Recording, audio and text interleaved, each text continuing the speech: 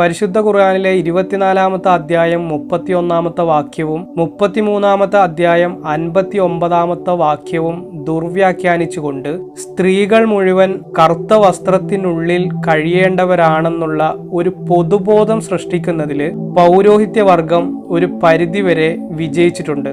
ചൂടിൽ നിന്നും തണുപ്പിൽ നിന്നും രക്ഷ നേടാനായിക്കൊണ്ടാണ് മനുഷ്യർ വസ്ത്രം ധരിച്ചു തുടങ്ങിയതെങ്കിലും സ്വർഗനരകങ്ങൾ വരെ ലഭിക്കാൻ കാരണമായേക്കാവുന്ന ഒന്നായി വസ്ത്രങ്ങൾ മാറിയ ഒരു ദയനീയ സാഹചര്യത്തിലാണ് നമ്മളെല്ലാവരും ജീവിച്ചുകൊണ്ടിരിക്കുന്നത്.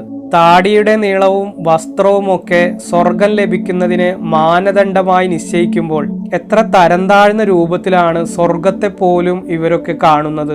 മാത്രവുമല്ല, ഈ മഹാപ്രപഞ്ചത്തെയും അതിലെ കോടാനുകോടി ജീവജാലങ്ങളെയും സൃഷ്ടിച്ച് പരിപാലിക്കുന്ന സൃഷ്ടാവിന് ഇതിലും വലിയ അവഹേളനവും അപമാനവും പരിഹാസവും വേറെയുണ്ടോ? ശരിയല്ലേ?